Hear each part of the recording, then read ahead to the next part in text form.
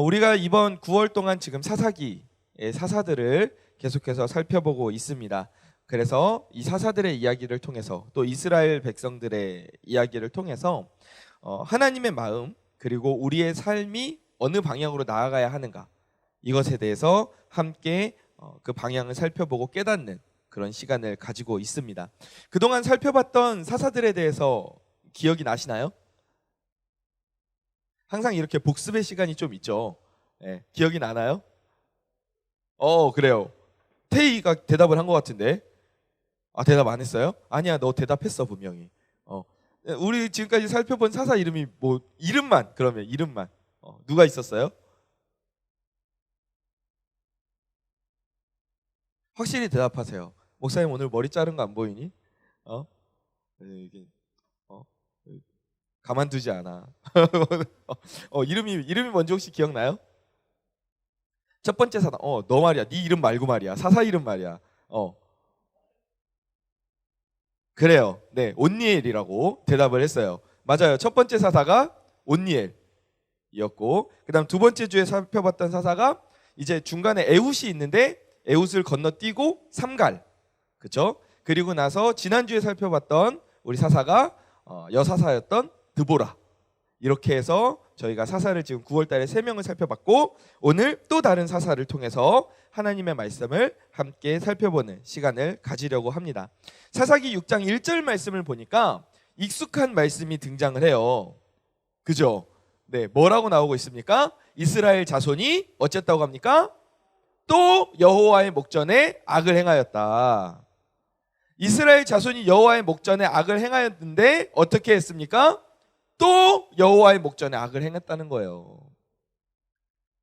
하나님이 보시기에 악을 행하였는데 또 행하였다는 겁니다. 지금 저희가 사사기들을 쭉 이렇게 살펴보고 있는데 이 굉장히 지금 익숙한 패턴이죠.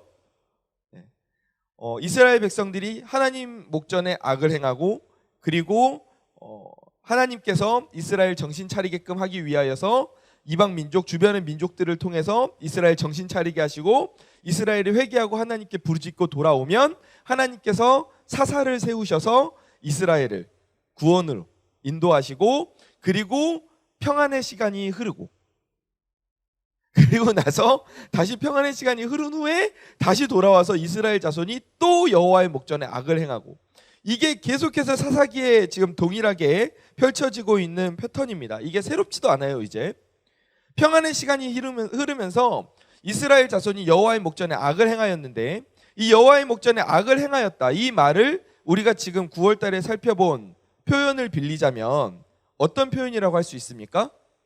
하나님께 드려야 될 우리의 무엇을 우리가 다시 가져왔다고요? 주권. 따라해 봅시다. 주권. 우리가 하나님께 마땅히 우리 인생의 주권을 드려야 할 줄 믿습니다. 하나님께서 우리의 주인이시고, 하나님께서 우리의 가장 선한 길을 아시고, 하나님께서 우리의 모든 것들을 주장하시기 때문에, 우리의 창조주이시고 우리의 구원자이시기 때문에 우리는 하나님께 우리 인생의 주권을 마땅히 맡겨드려야 돼요. 그런데 이스라엘 자손이 여호와의 목전에 악을 행합니다. 무슨 말입니까? 그 주권을, 하나님께 드렸던 주권을 다시 자신들이 가져오는 거예요. 그 결과 어떤 일이 일어납니까? 우리가 계속해서 반복해서 본 그 패턴이 나오는 거예요. 가나안의 이방 신들을 섬기는 거예요. 하나님을 바라보고 믿고 따라가는 게 아니라 눈에 보이는 이방 신들을 보고 믿고 따라가기 시작하는 겁니다. 하나님께서는 그런 이스라엘 백성들을 그냥 두실 수가 없죠. 왜 그렇습니까? 이스라엘 민족이 그냥 이스라엘 민족이 아니에요. 그냥 저기 아마존의 무슨 민족, 무슨 아마존의 무슨 부족, 이런 개념이 아니에요. 이스라엘 민족은 지금 어떤 민족이냐 하면 하나님의 약속이 있는 민족입니다. 무슨 약속이 있는 민족이죠? 이 민족의 계보를 통해서 후에 누가 나오기로 약속이 되어 있어요? 예수 그리스도께서 태어나시기로 지금 약속이 되어 있어요. 이 민족은 그냥 평범한 민족이 아니야. 근데 이 민족이 지금 그 예수 그리스도가 나오는 그 계보를 계속해서 따라가서 그 흐름을 가기 위해서는 하나님 나라의 백성, 하나님 나라의 자녀로서 쭉 얘네가 같이 이어서 살아야 되는데, 하나님 나라의 백성으로 살려면 하나님 나라에 세 가지 조건이 있다 그랬죠. 영토, 국민, 주권. 이 세 가지가 다 갖춰져야 되는데 그 중에 주권이 자꾸 왔다 갔다 하는 거야. 카톡이 왔다 갔다 하는 거야. 이 주권이 자꾸 왔다 갔다 하는 거야. 그러니까 이게 여기에서 자꾸 문제가 생기는 거예요. 그냥 이대로 멸망해버리면, 하나님을 떠나버리면 안 되는 거야. 왜냐하면 이 계보를 통해서 하나님의 약속이 이루어져야 되거든. 예수 그리스도께서 오셔야 되거든. 그래서 하나님께서 그냥 이스라엘, 그래 니네 망하든지 말든지 마음대로 해라, 이렇게 그냥 버리시는 게 아니라 이 이스라엘을 깨닫게 하시고 돌이키게 하시고, 그 자신들이 다시 가져갔던 주권, 야 너희가 주권 가져가 봐야 아무 소용없어. 너네가 주권 가져가 봐야 너네가 마음대로 인생 마음대로 편안하게 살 수 있을 것 같지? 그거 아니야. 너희 인생의 길, 흉, 화, 복, 모든 주권은, 모든 생사는 다 나의 손에 달려 있어. 아멘. 이것을 가르쳐 주시기 위해서 하나님께서는 이스라엘을 또 주변 민족을 통해서 치시는 거예요. 이번에는 어떤 민족이 등장합니까? 미디안이 등장합니다. 미디안. 따라해 볼까요? 미디안. 네, 미디안 민족이 등장을 해요. 미디안의 손에 이스라엘을 넘기셨다라고 말씀이 나옵니다. 우리가 지금까지 계속 사사들과 동시에 이스라엘의 여러 대적들을 같이 또 살펴보고 있지 않습니까? 네, 구산 리사다임도 봤고, 블레셋, 야빈, 미디안, 오늘까지 이렇게 계속 보고 있는데, 미디안은 어떤 민족인지 좀 먼저 좀 살펴보면 좋겠어요. 미디안은 어떤 민족이냐 하면 세미 유목민이에요. 완전 유목민은 아니야. 약간 세미야, 세미. 그래서 좀 이렇게 막 계속 떠돌아다니는 게 아니라 어느 정도 진을 치고 좀 장기적으로 주거하다가 또 이제 다시 이동을 하고, 약간 그런 유목민의 생활을 하고 있던 민족이었어요. 그래서 당시에 가나안 땅 주변을 계속 이제 돌아다니면서 유랑하면서 유목하면서 살고 있었는데, 성경에서도 이 미디안이 여러 번 등장하죠. 여러분 어디에서 미디안을 본 적 있는 것 같아요? 기억나는 데 있어요? 하늘이가 말했어요? 야, 역시 하늘이가 리액션이 굉장히 좋아요. 저 설교 전에 하늘이한테 미리 다 알려주는 거 아닙니다, 여러분. 네, 오해하지 마세요. 미디안 광야, 그쵸? 미디안 광야에 누가 나갔어요? 모세가 나갔죠. 모세가 이집트에서 사람을 죽이고, 지금 우리 둘이 지금 계속 그래요? 약간 다른 친구들이 약간 외부인이 된 것 같아요. 여러분 그렇게 생각하지 마세요. 모세가 이집트에서 사람을 죽이고 도망쳐요. 그리고 미디안 광야로 나가요. 그래서 거기에 가서 미디안 여인과 결혼을 합니다. 그죠? 미디안 여인과 결혼을 하고, 그리고 모세의 장인이었던 이드로가 등장을 해서 모세에게 행정체계에 대해서 조언해주는 장면이 등장하거든요. 그럼 모세의 와이프가 미디안 사람이면 모세의 장인어른도 누구겠어요? 어느 사람이겠어요? 미디안 사람이죠.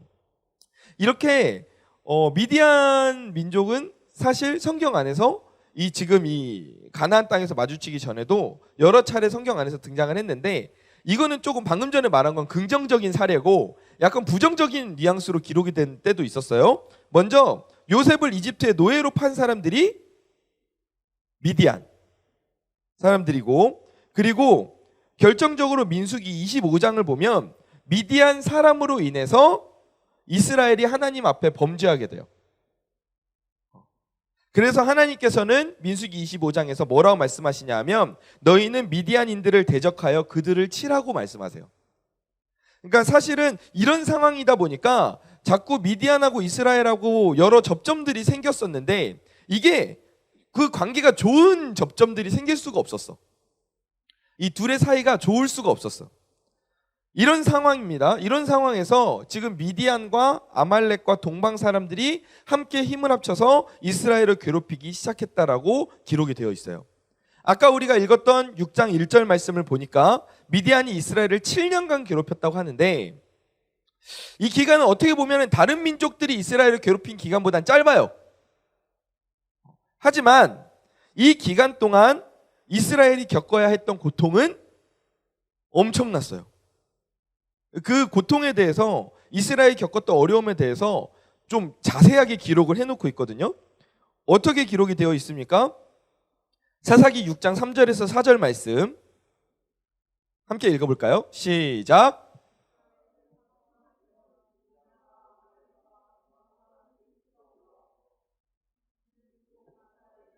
토지 소산을 멸하여 이스라엘 가운데에 먹을 것을 남겨두지 아니하며 양이나 소나 나귀도 남기지 아니하니.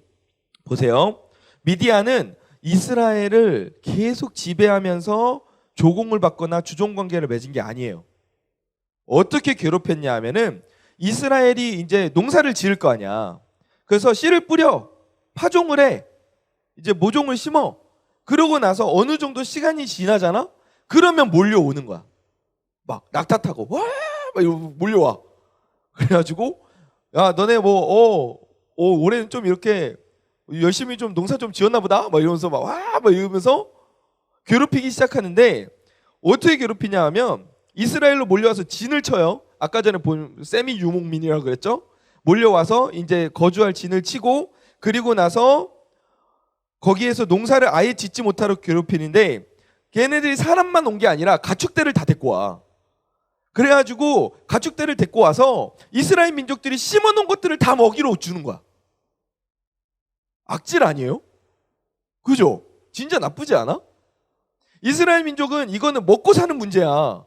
얘네들은 이걸 심어서 추수해서 먹고 살아야 돼. 근데 지금 이스라엘 사람들이 먹어야 될 걸 미디안 애들이 데리고 와가지고 가축 먹이로 그냥 다 주는 거야. 그리고 양과 소와 나귀도 남기지 않고 다 빼앗아 갔다 그래요. 이거는 동물만 빼앗겠다는 게 아니에요. 지금은 뭐 재산의 가치를 주로 뭘로 표현하나요? 집? 뭐 집이나 차 뭐 이런 걸로 표현하죠. 근데 그 당시에는 재산이 얼마나 있는가를 표현하는 단위가 가축이야. 양이 얼마 있고 소가 얼마 있고 나귀가 얼마 있고 이거를 그 사람의 재산을 평가하는 그 척도로 삼았는데 지금 양이나 소나 나귀가 하나도 없어. 다 뺏긴 거야. 모든 재산이 다 없어졌다는 거야. 얘네가 장난이 아니죠, 미디안이. 그러니까 미디안이 얘네가 이스라엘을 정복해서 우리가 얘네한테 뭔가 삥을 뜯어서 그래요. 뭔가 이렇게 조공을 받아서 좀 이렇게 우리의 힘을 키워서 막 우리도 큰 나라를 이루고 지금 이게 아니야. 미디안이 하는 짓을 보면 딱 무슨 짓이냐면 약한 사람 괴롭히는 거. 약한 사람 못 살게 구는 거. 지금 딱 그거야. 그냥 나는 힘이 세니까 너네는 힘이 약하니까 그냥 괴롭히겠다는 거야. 그 이상도 그 이하도 아닌 거야. 그래서 이스라엘이 이 괴롭힘을 피해서 결국 어디로 갑니까? 6장 2절 말씀을 보면 미디안의 손이 이스라엘을 이겼고 이스라엘 자손이 미디안으로 말미암아 산에서 웅덩이와 굴과 산성을 자기들을 위하여 만들었다라고 되어 있어요. 거기로 가서 숨은 거예요. 여기에서 산성을 지었다고 하니까 무슨 뭐 남한산성 이런 거 생각하는데 그런 거 아니에요. 그냥 돌로 조악하게 쌓은 이렇게 살짝 밀면 다 무너질 만한 그런 변변치 않은 돌 무더기 같은 그런 것들을 쌓아놓고 그 뒤에 숨어서 그렇게 목숨을 부지하면서 살았던 거야. 참 아이러니하지 않아요? 원래 이렇게 굴과 웅덩이 같은 데서 사는 사람들은 미디안 사람들이에요. 얘네들은 항상 이렇게 유목 떠돌이 생활을 하면서 그렇게 산단 말이야. 그런데 지금 이스라엘이 미디안에게 삶의 터전을 빼앗기고 지금 자기들이 살던 데에 미디안이 와가지고 진을 치고 살고 자기들은 굴과 웅덩이로 밀려나 버린 거야. 너무 아이러니한 상황이죠. 하나님께서 주신 땅을 주인 행세를 하지 못하고 빼앗기는 거야. 주인이라고 당당하게 말도 못해. 다시 되찾아오지도 못해. 지금 그런 일이 일어나고 있는 거예요. 하나님께서 이스라엘에게 주신 그 땅의 축복을 온전히 누리지 못하고 있어요. 왜 이렇게 됐을까? 왜 이스라엘이 이렇게 되었을까? 그 이유가 오늘 본문 뒤에 나오는 8절에서 10절 말씀에 나오고 있어요. 이스라엘이 이제 하나님 앞에서 부르짖어요. 이제 7년 동안 이렇게 사니까 여러분 생각해 보세요. 7년이야. 그런데 7년 동안 똑같은 게 반복이 되는데 추수 이제 농사를 지으려고 심어놔.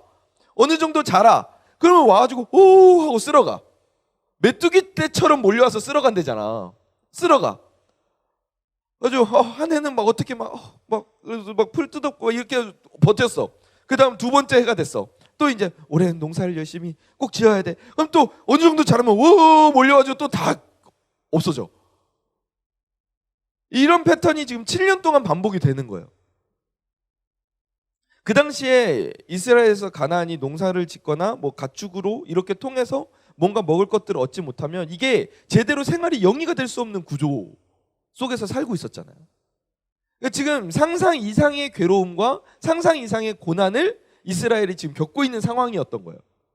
그 상황 가운데서 이스라엘이 도저히 이제 더 이상 버티지 못하고 하나님께 부르짖기 시작해요. 하나님, 저희 좀 도와주세요. 부르짖는 거. 근데 조금 색달라요. 지금까지는 하나님께서 이스라엘 민족이 부르짖으면 사사를 보내셨어요. 근데 오늘 본문을 보면 사사가 등장하기 전에 한 명이 더 등장해요. 이 사람이 이름도 없는 선지자 한 명을 하나님께서 보내시는데 이 선지자가 이스라엘에게 8절에서 10절 말씀 이렇게 말합니다. 함께 한 목소리로 읽어보겠습니다. 좀 말씀이 길지만 좀 한번 읽어보도록 할게요. 시작. 여호와께서 이스라엘 자손에게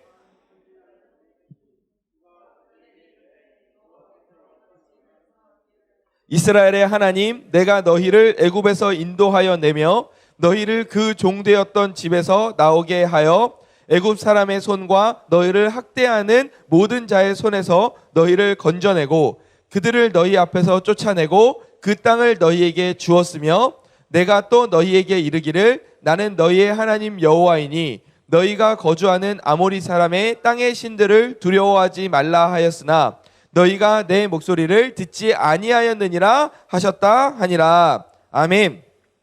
지금 선지자가 이스라엘에게 이야기를 하는데 지금 이스라엘이 뭘 잘못했는지를 정확하게 지적을 하고 있어요. 그러니까 하나님께서 사사를 보내서 그래 어려움을 겪고 있는 너희들 내가 구원해 줄게 하시기 전에 하나님께서 지금 이스라엘에게 너희가 뭐가 문제인지를 정확하게 짚고 넘어가야 되겠다는 거예요.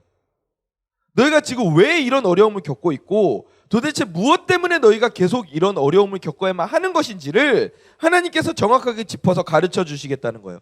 그럼 지금 선지자가 무슨 이야기를 하고 있습니까? 어느 배경의 이야기를 하고 있어요? 방금 보니까 어느 시대 이야기를 하고 있어요? 뭐야 아까 읽은 사람 다 어디 갔어? 어디 시대라고? 출애굽 시대의 이야기를 하고 있어요. 출애굽 시절의 이야기를 하고 있어요. 그런데 사실 지금 오늘 본문의 배경과 출애굽 사건을 이렇게 쭉 보면 약간 거리가 있는 이야기예요. 그 출애굽 사건을 겪었던 사람들은 일단 지금 살아있지도 않을 뿐더러 그 이야기가 전달되었더라도 이미 몇 세대가 더 지나버린. 그러니까 좀 출애굽과 지금 살고 있는 미디안에게 고통당하는 이스라엘 백성들은 약간 거리가 있는 이야기예요. 근데 왜 거리가 있는 이 지금 이스라엘에게 하나님께서는 선지자를 보내서 출애굽의 이야기를 하고 계실까? 왜냐하면 이스라엘에게 있어서 출애굽 사건은 그냥 단순한 역사적인 이슈가 아니에요. 이건 뭐냐 하면 세상의 노예로 살다가 하나님 나라의 백성으로 신분이 전환되는 극적인 터닝 포인트가 바로 이 출애굽이었단 말이죠. 이 출애굽을 통해서 영토를 가질 수 있게 되었고 출애굽을 통해서 노예 생활을 벗어버리고 하나님의 자유로운 자녀들이 될 수 있었다는 거죠. 그러니까 지금 이스라엘의 하나님, 이스라엘은 지금 뭘 기억을 해야 되냐 하면 이런 출애굽의 하나님을 기억해야 된다는 거예요. 너희를 구원하시고 너희에게 하나님의 나라를 누리게 하셨던 그 하나님을 너희가 기억해야 한다. 아멘. 그 하나님을 너희가 기억해야 된다는 거예요. 그래서 하나님이 다른 조건들 많이 말씀하시지 않았어요. 이스라엘에게 말씀하셨던 건 이거예요. 오직 너희가 나에게만 충성을 다하고 가나안 사람들의 이방 신들을 숭배하지 마라. 이 결국 그거거든요. 근데 이스라엘이 지금 그렇지 못한 거야. 먹고 사는 문제, 눈에 보이는 문제들에 딱 걸리는 거예요. 가나안에서 농사를 지어야 되는데 농사 지을 줄 몰라. 먹고 살아야 되는데 이대로 살면 그냥 굶어 죽을 것 같은 거야. 그래서 이스라엘이 가나안 사람들을 몰아내고 그들의 죄와 싸워야 되는데 두려운 거야. 그래서 그들의 죄와 싸우지 않아. 그냥 적당히 타협해서 같이 살아. 그들의 죄에 함께 물들어 버려.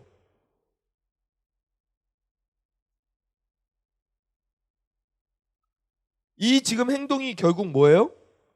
출애굽의 하나님을 잊어버린 행동인 거예요. 우리를 구원하신 그 하나님을 잊어버리는 행동인 거예요.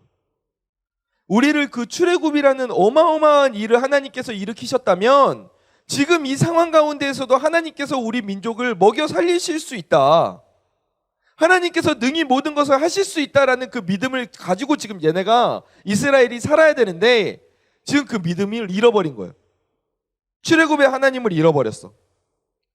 구원의 하나님을 잊어버리고 인생의 주권을 하나님에게서 자신들에게로 다 옮겨놓으니까 지금 그래서 너희가 이런 고통을 당하는 거야 라고 하나님께서 이스라엘 백성들에게 선지자를 보내서 가르쳐 주시는 거예요. 친절하시지 않아요? 너희가 매는 맞고 있는데 왜 매를 맞아야 되는지는 좀 이유는 알고 맞아라. 약간 이런 건가? 지금 그렇게 하나님 알려주시는 거예요. 사랑하는 우리 대학부 지체 여러분, 우리도 우리의 삶을 좀 돌아보길 원합니다. 우리의 삶을 돌아보길 원해요. 우리의 인생은 끊임없는 영적 전쟁의 연속이에요. 우리는 가나안 땅을 지배하고 있던 이 가나안 이방 민족과 싸워야 할 이스라엘처럼 오늘도 세상 가운데에서 우리를 집어삼키기에 우는 사자와 같이 덤벼들고 있는 그 사탄의 세력과 맞서 싸워야 할 줄 믿습니다. 지난주에 나누었듯이 사탄은 우리를 직접 해치지 못해요. 그래서 어떻게 우리를 공격합니까? 오늘도 우리에게 현실이라는 명목으로 두려움을 주는 거예요. 그래서 하나님을 붙잡고 나아가야 되는데 세상 속에 있는 더 눈에 보이는 그럴듯한 것들을 붙잡게 만드는 거예요. 그래서 결국에는 우리의 시선을 하나님이 아니라 엉뚱한 것들로 다 돌려놓는 거예요. 그러다 보면 우리 삶이 어떻게 돼요? 우리 삶이 세상의 죄와 하나님의 섭리를 거스르는 일들과 싸우면서 계속 우리가 나아가야 되는 것이 그게 우리의 삶인데 그 싸움을 멈춰버리는 거예요. 이스라엘 민족처럼 투쟁을 멈춰버리는 거예요. 그리고 세상의 흐름에 같이 편승하는 거예요. 사고방식이 하나님의 사고방식에서 세상의 사고방식으로 바뀌어버려요. 그나마 처음 그럴 때는 마음속으로 갈등해요. 아, 내가 이렇게 살아도 되나? 아, 내가 하나님을 붙잡고 살아야 되는데 나 이렇게 살면 안 되는데. 처음 예배 빠질 때는 갈등해요. 아, 나 이렇게 예배 소리 여기면 안 되는데. 내가 싸워야 되는데. 하나님 힘을 주셔요. 하나님 힘을 주세요. 처음 죄를 지을 때는 갈등해요. 아, 이거 하나님이 싫어하시는 건데. 처음 술을 마실 때는, 처음 하나님이 기뻐하시지 않는 일을 할 때는 갈등 속에 빠져요. 아, 이거 하나님이 좋아하시지 않는 건데. 이거 나 회개해야 되는데. 나 이거 잘못하고 있는 건데. 내가 하나님이 아니라 다른 걸 붙잡으면 안 되는데. 근데 이 영적 싸움을 멈춰버리고 어느 순간에 포기해버리고 우리가 그냥 세상의 흐름에 묻혀서 살면서 그렇게 살면 어떻게 돼요? 우리가 더 이상 갈등하지 않는 거야. 고민하지 않는 거야. 부딪히지 않는 거야.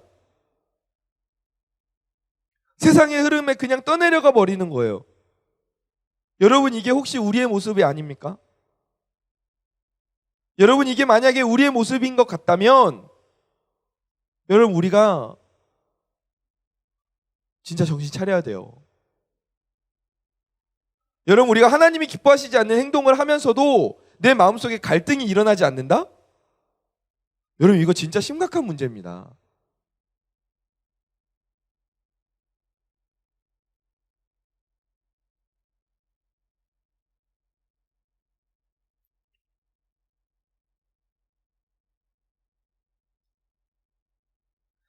그래서 하나님께서 우리에게 분명히 말씀하세요. 10절 말씀에서 이렇게 말씀하십니다. 내가 또 너희에게 이르기를 나는 너희의 하나님 여호와이니 너희가 거주하는 아모리 사람의 땅의 신들을 두려워하지 말라 하였으나 너희가 내 목소리를 듣지 아니하였느니라 하셨다 하니라.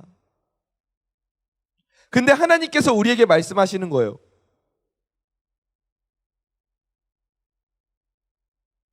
너희 믿음의 싸움을 계속해서 그치지 않고 싸우는 너희들에게 내가 너희들에게 말해줄게. 너희들 아모리 사람의 땅의 신들을 두려워하지 마. 왜냐하면 당시 사람들은 어느 민족이 잘 살면 그 민족이 섬기는 신이 세서 잘 사는구나 이렇게 생각했거든요. 그러니까 아모리 사람의 땅의 신들을 두려워한다는 건 걔네가 잘 사니까 걔네들을 부러워하고 그리고 걔네들을 두려워하는 거야. 근데 하나님께서 두려워하지 말라고 말씀하세요. 왜 그렇습니까? 인생의 길흉화복이 우리의 인생의 모든 것이 우리의 인생의 처음부터 끝까지 모든 순간이 하나님의 손에 달려있기 때문이에요.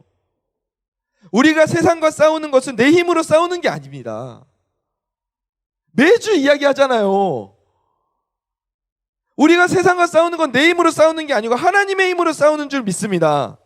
하나님께서 우리를 살게 하시고 하나님께서 우리를 일으키시는 거예요. 세상과 우리가 싸우면 우리가 질 수가 없어요. 우리가 이기게 되어 있어요. 왜? 하나님은 출애굽의 하나님이시니까. 우리를 구원하시고 우리를 살리시고 우리를 노예에서 하나님의 자녀의 신분으로 바꾸어 주신 분인데 그 능력의 출애굽의 하나님이 우리의 인생 한 명 한 명의 인생을 하나님께서 놓치시는 순간이 있겠어요? 아, 미안, 내가 못 봤다. 이런 순간이 있겠어요? 없어요.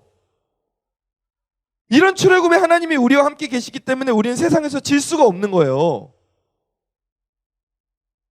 두려워할 필요가 없는 거예요. 계속 갈등하고 싸움이 붙을 때 내가 질 것 같아 두려워도 내가 끝까지 하나님, 출애굽의 하나님을 기억하고 나아가면 우리가 그거 이길 수 있는 거예요. 그래서 뭐가 이상하죠? 그러면 세상과 붙어서 싸울 때 우리가 항상 이겨야 되는데 못 이길 때가 있어. 왜 그럴까? 왜 그럴까? 잘 생각해 보면 왜 그러냐 하면 우리가 하나님께 우리 인생의 주권을 제대로 맡기지 않아서 그래요. 그래서 내 인생에 두려움이 있는 거예요. 두려움 때문에 이 반복이죠. 두려움 때문에 내 인생의 주권을 하나님께 드리지 못하는 거야. 사탄의 공격에 넘어지는 거야. 이스라엘은 많은 두려움이 있었어요. 아까 전에 하나님께서 선지자를 통해 말씀하신 것처럼 아모리 사람의 땅의 신들을 두려워했어요. 뭘 두려워했을까요? 흉년이 들어서 굶어 죽으면 어쩌나 두려워했어요. 이방 신들을 믿지 않으면 저주를 받을지 모른다는 두려움에 사로잡혀 있었어요. 이방 신을 믿지 않으면 그 신을 믿고 있는 가나안 민족들이 우리 민족 따돌리는 거 아니야? 우리한테 농사 짓는 법 안 가르쳐 주는 거 아니야? 자기들끼리만 힘 합쳐서 사는 거 아니야? 두려웠어요. 그래서 주권을 하나님께 두고 하나님을 바라보며 나아가야 되는데 그렇게 하지 못한 거예요. 그 주권을 자신들에게로 가져와서 이방 신들을 믿기 시작해버린 거예요.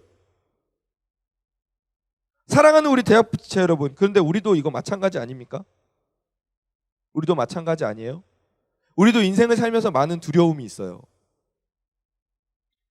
내가 굶어 죽기까지는 아니지만 내가 장차 수입이 적어서 부족한 삶을 살면 어쩌지? 내가 변변치 않은 직업을 가지지 못하면 어쩌지? 내가 세상에 좋은 것들을 놓치고 살아가면 손해보는 건 아닐까?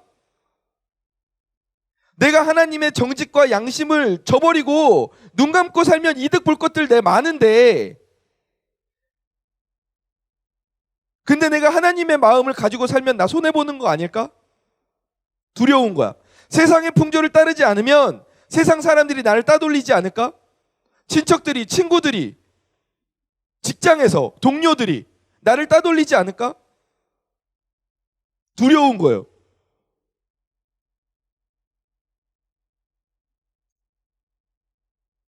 그래서 우리가 출애굽의 하나님을 믿고 주권을 하나님께 맡겨드리고, 하나님, 저는 할 수 없습니다.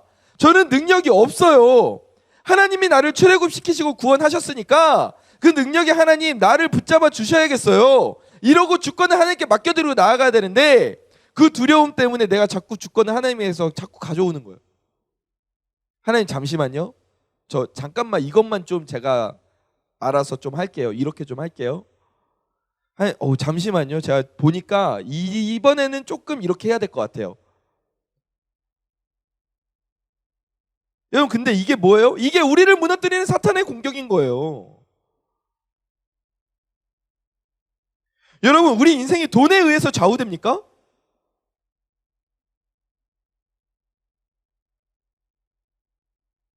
좌우되는 것 같은 시대를 살고 있기는 해요, 우리가. 근데 진짜로 깊이 생각해 보자고. 우리 인생이 돈에 의해서 좌우됩니까? 우리 인생을 좌우하는 게 권력인가요? 세상의 것들에 의해서 우리의 인생이 좌우됩니까? 그렇지 않아요. 그렇지 않습니다. 이런 두려움은 우리를 하나님에게서 멀어지게 만들 뿐이에요. 그럼 우리 인생이 좌우되는 그 기준점은 어디에 있습니까? 오직 하나님의 손에 달려 있다는 거예요. 아멘. 아멘. 여러분, 이 사실을 꼭 기억하시길 바랍니다. 하나님의 손에 우리 인생이 달려 있어요. 어떤 지체들은 이렇게 말할 수 있어요. 목사님, 제 인생은 너무 평범해요.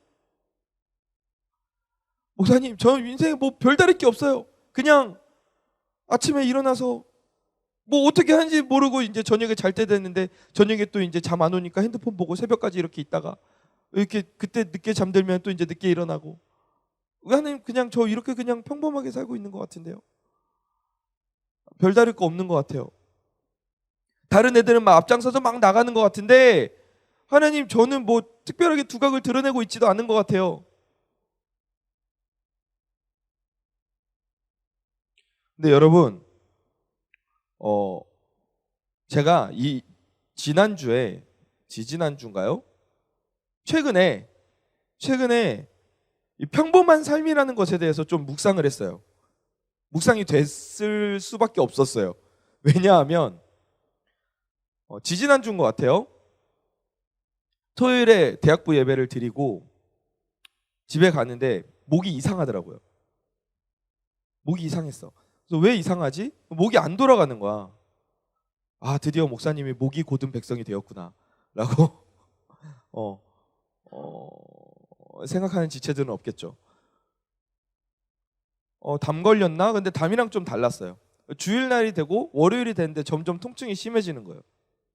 그래서 어떻게 이렇게 사역을 잘 마치고 병원을 갔는데, 이 병원을 갔더니 퇴행성 목 디스크가 왔다는 거예요. 그러니까 목을 많이 사용을 해서 이 목 디스크가 왔다고 하더라고요. 근데 아직은 정확하게 막 바로바로 막 이렇게 MRI나 이런 것들을 하지 않고 우선 약물하고 좀 이런 것들로 한번 좀 상황을 지켜보자고 하더라고요. 그래서 상황을 지켜보기로 했습니다. 물리치료를 받으면서 막 목을 뽑고 난리가 났어요. 막 이렇게 목을 막 이렇게 막 뽑아가지고 막 이러고. 예. 그러고 나서 집에 이제 왔는데, 와, 이건 눕지도 못하고 앉지도 못하고 서지도 못해. 걷지도 못해. 목을 어떻게 할 수가 없어요. 목을 손톱만큼도 고개를 들 수가 없어.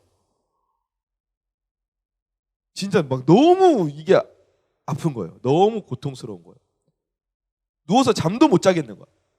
누우면 베개를 베야 되는데 베개를 베면 베개를 베서 아프고, 베개를 빼면 베개를 빼서 아프고, 돌아 눕지도 못해. 일어나지도 못해. 막 이게 난리 법석이 난 거예요.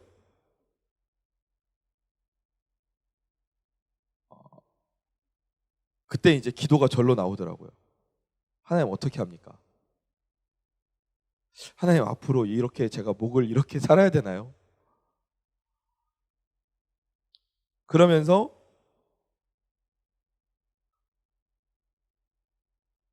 우리의 일상에 대한 감사가 생기더라고요. 내가 지금 이 일상을 살아가는 것 자체가 얼마나 하나님께 감사의 제목인가.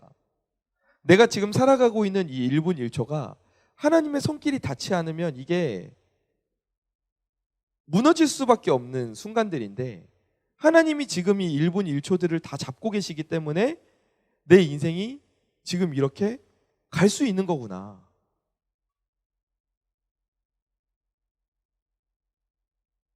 이 감사가 들더라고요. 참 감사했어요. 하나님, 제가 아프니까 깨닫습니다. 아니면 제가 아파 보니까 깨닫습니다. 이게 내가 내 사지로 이렇게 다닐 수 있고, 이 평범한 그냥 일상생활조차도 하나님의 손길이 닿고 있었던 순간이었군요. 특별한 이슈가 있을 때만 하나님께서 다가오셔서 도와주시고 가시는 게 아니라 내 삶의 매 순간에 하나님이 함께하고 계셨던 거군요. 하나님이 나를 붙잡아 주시지 않으면 하나님, 저는 설 수가 없는 그런 연약한 존재군요.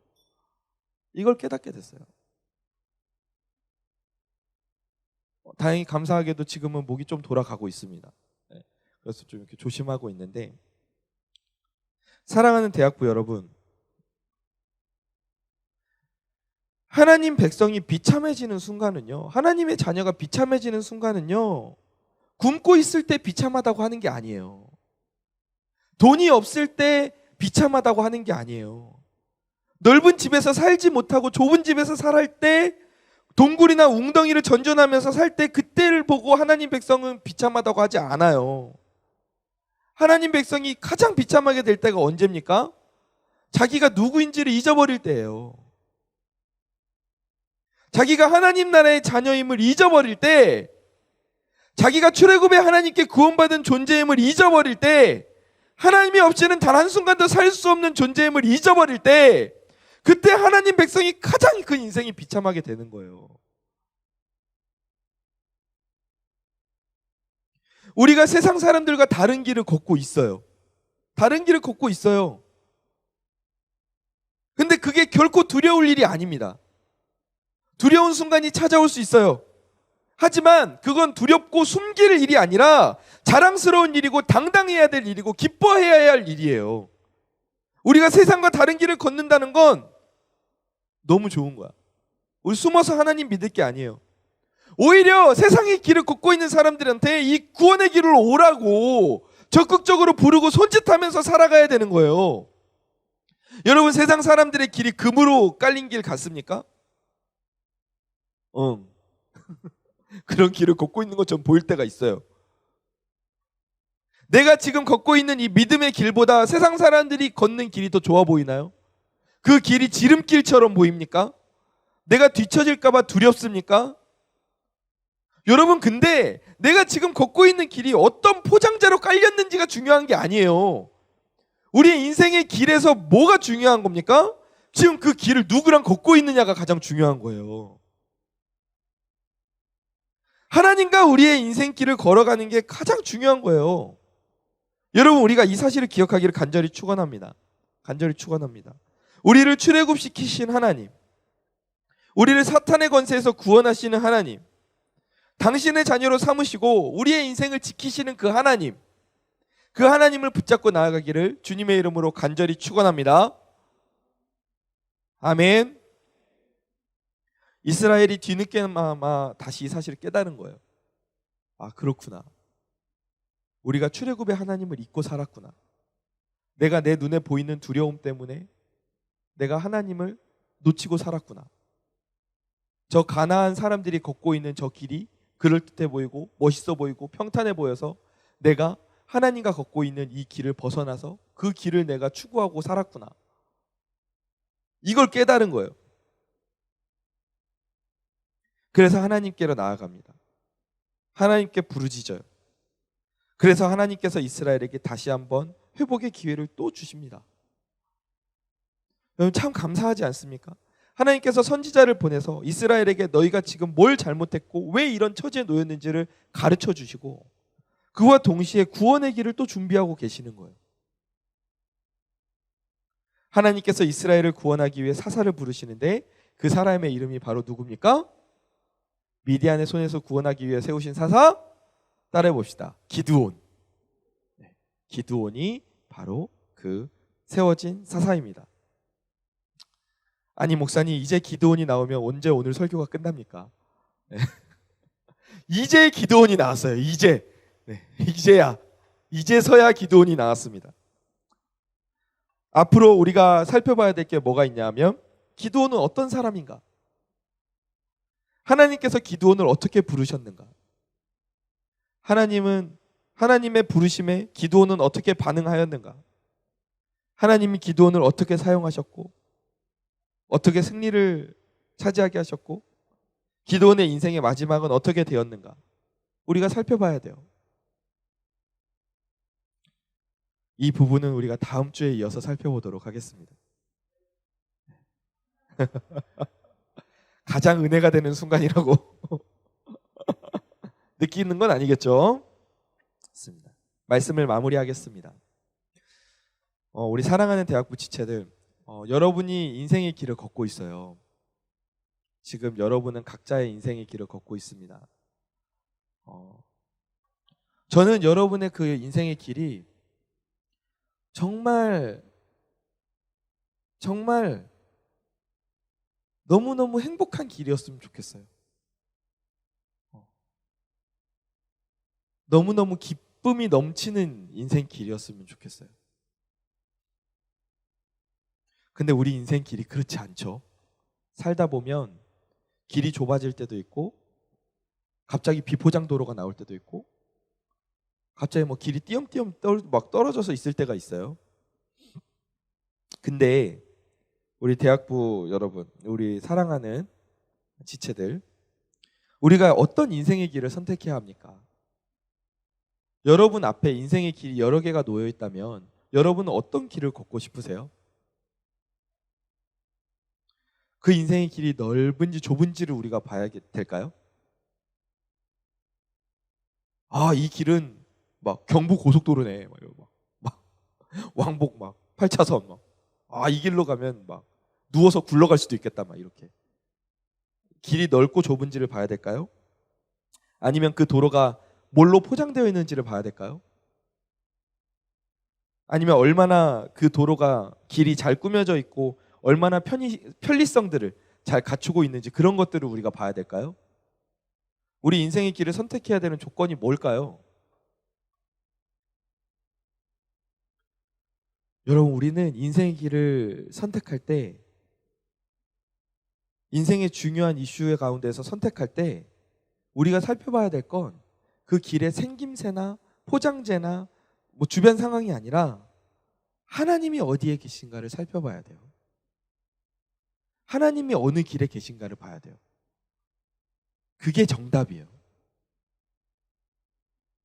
비록 하나님이 서 계시는 길이 이럴 때도 있어. 엄청 좁고 위험해 보여. 막 무슨 네팔 아이들, 초등학교 아이들 학교 가는 길처럼 막 이렇게 막 암벽 막 이렇게 가야 되는 그런 길처럼 보이는 길에서 하나님이 이리 와 막 이렇게 손짓하는 것처럼 보일 때도 있어. 그런 순간이 있어요. 그런데 그 길이 아무리 험난하고 좁고 위험해 보여도 하나님이 계시는 그 길로 우리가 가야 돼. 왜냐하면 그 길이 진짜 사는 길이기 때문이에요. 진짜 그 길에 소망이 있기 때문입니다. 아멘. 하나님은 어떤 하나님이십니까? 출애굽의 하나님이에요. 따라해 봅시다. 출애굽의 하나님. 출애굽의 하나님. 우리를 당신의 자녀 만드시고 우리에게 은혜를 주셔서 구원하신 그 출애굽의 하나님.